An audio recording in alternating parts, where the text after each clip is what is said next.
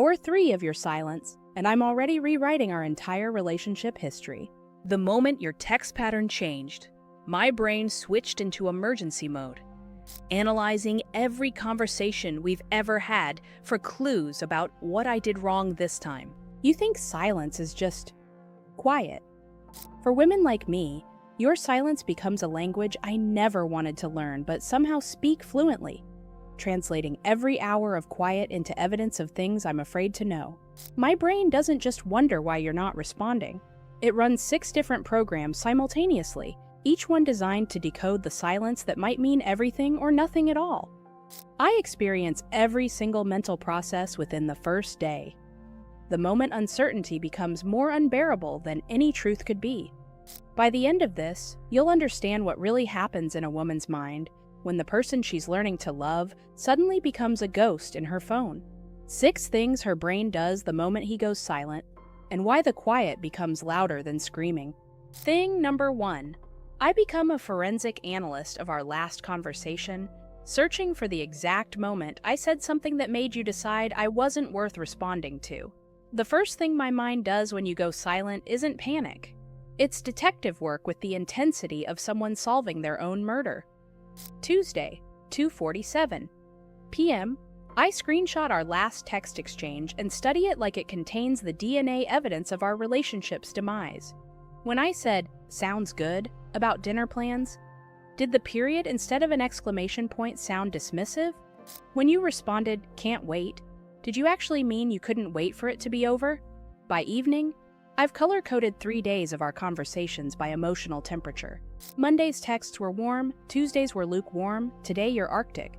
I'm building a timeline of your withdrawal like a detective, tracking a suspect's last known emotional whereabouts. I remember that 4-second pause during our Sunday phone call when I mentioned my friend's engagement. 4 seconds that now feel like the moment you realized commitment with me was impossible. I replay that silence 17 times, each time hearing new evidence of your secret doubts about our future. The forensic analysis isn't paranoia. It's my desperate attempt to find the moment I became too much for someone I was just learning to need. My shoulders stay locked in knots for hours from hunching over my phone, and I develop a headache behind my left eye from squinting at text timestamps like they're hieroglyphics that will reveal the secret meaning of your absence. But when conversation analysis fails to provide answers, my brain creates its own. Thing number 2. I construct elaborate psychological profiles of your silence, diagnosing you with conditions I learned from TikTok therapy videos. When hard evidence doesn't explain your disappearance, my brain becomes an unlicensed therapist building your entire personality profile from incomplete data and social media psychology. The next morning, I convince myself you're having an introvert overwhelm episode. You mentioned feeling drained after your work conference, so obviously you need solitude to recharge your social battery.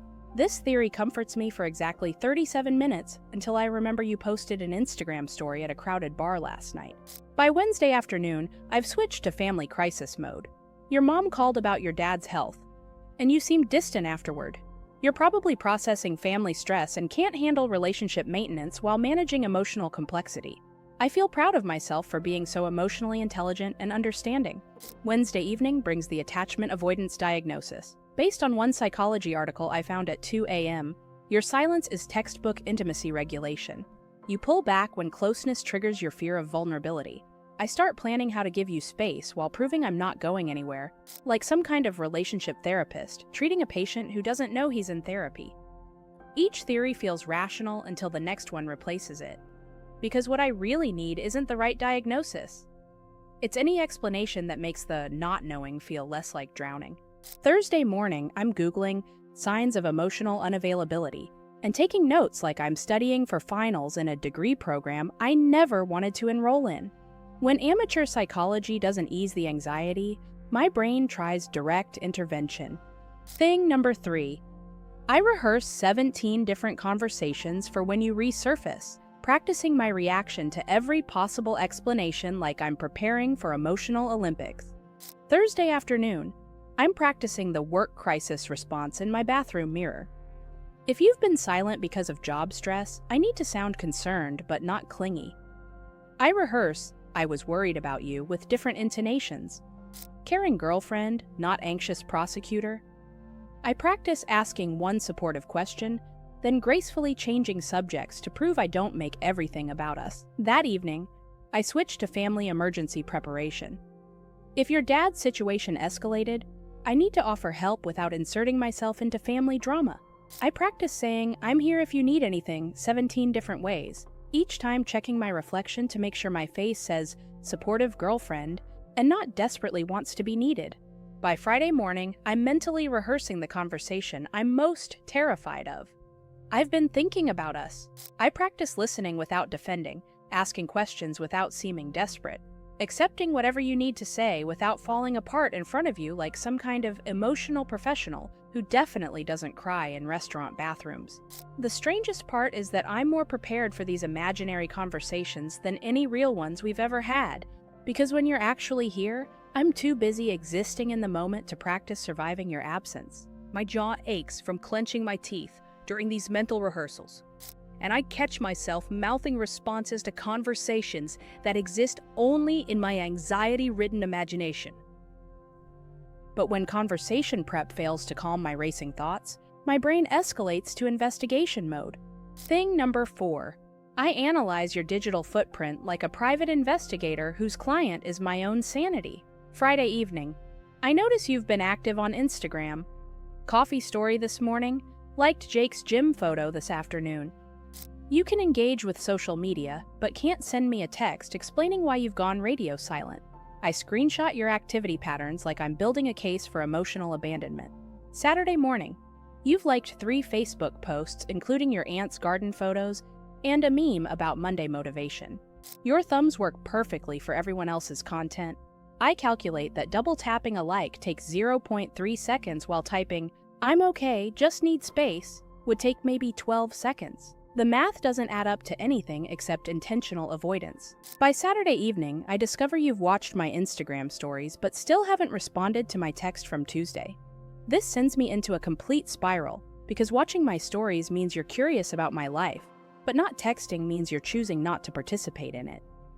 You're consuming my content like entertainment while treating my actual communication like spam. Sunday morning, I see you were online on WhatsApp at 6:47 a.m., which means you were thinking about messages when you first woke up. But mine is still sitting there with one lonely checkmark, existing in some digital purgatory where words go to wait for forgiveness that may never come. But then something happened that I didn't expect. Sunday afternoon, I realized I'd spent more time studying your online activity than thinking about whether I actually missed you, or just missed having someone to analyze. I'd become more invested in solving the mystery of your silence than in actually hearing your voice again. That realization hit me like ice water. I was more addicted to the investigation than I was heartbroken about the absence. If you're watching this because you recognize this obsessive need to solve the mystery of someone's silence, subscribe now. What I reveal next shows how we convince ourselves that the perfect words can resurrect connection from digital graves. When digital detective work reveals more about me than you, my brain tries one last desperate strategy. Thing number 5. I craft the perfect message that will make you want to respond, then delete it because no combination of words can fix what I don't understand. Sunday evening. I draft, "Hey, just checking in," and delete it because it sounds like I'm managing you. I try "hope everything's okay" and delete it because it assumes something's wrong. I write "missing our conversations" and delete it because it might sound like guilt tripping, disguised as sweetness. I spend the next hour composing what feels like the perfect message. I know you might need time to process whatever's happening. I'm here when you're ready to talk. No pressure. I read it 43 times, checking for hidden implications, secret meanings, accidental emotional landmines. Monday morning. I finally send it, then immediately spiral because no pressure might sound passive-aggressive, like I'm saying there should be pressure but I'm being the bigger person by not applying it.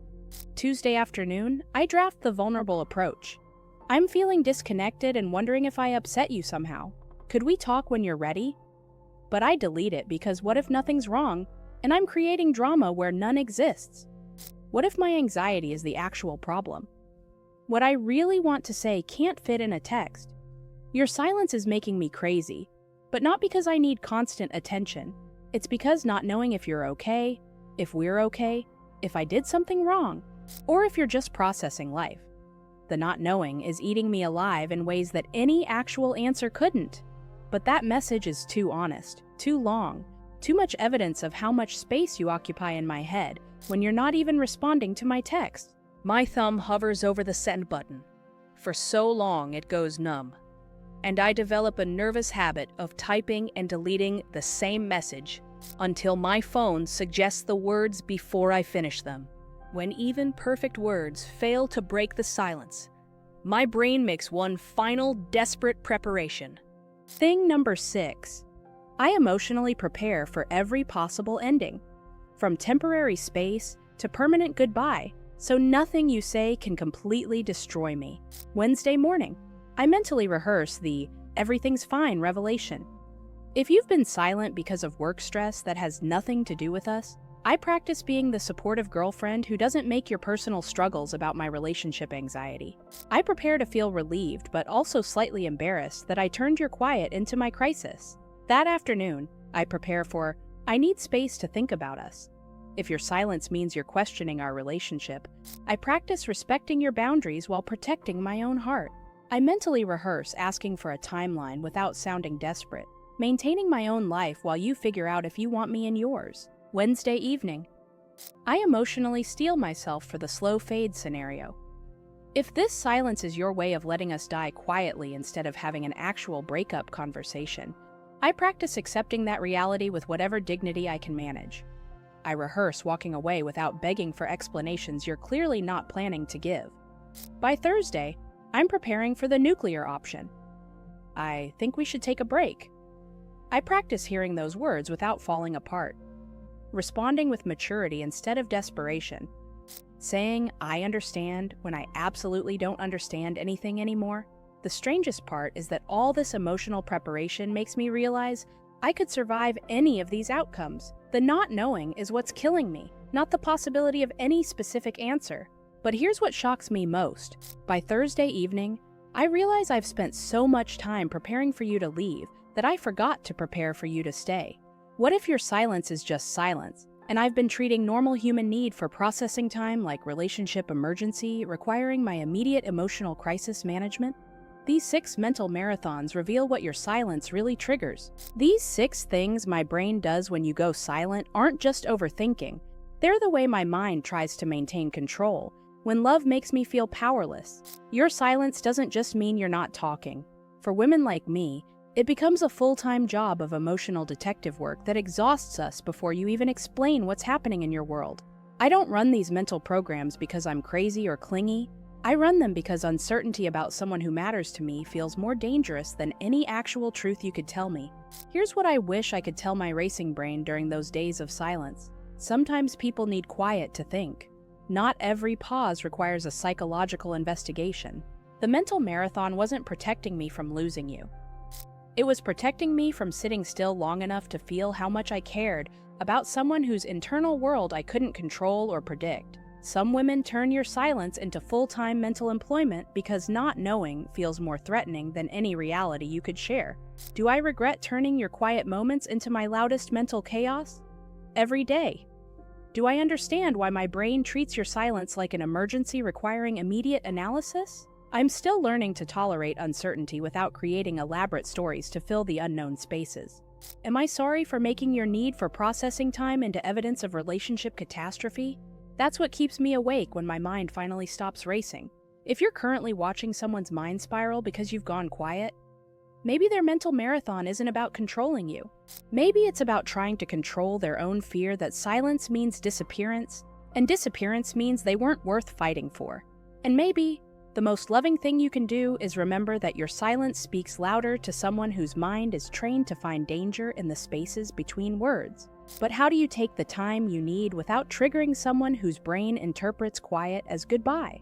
How do you process your emotions without becoming responsible for managing someone else's anxiety about your processing? These questions don't have neat answers. Sometimes loving someone means learning to say, "I need time to think, but this isn't about us ending," before the silence begins. If you want to understand more about how women's minds create stories during uncertainty, watch my video, "She Didn't Want Distance, She Wanted Power."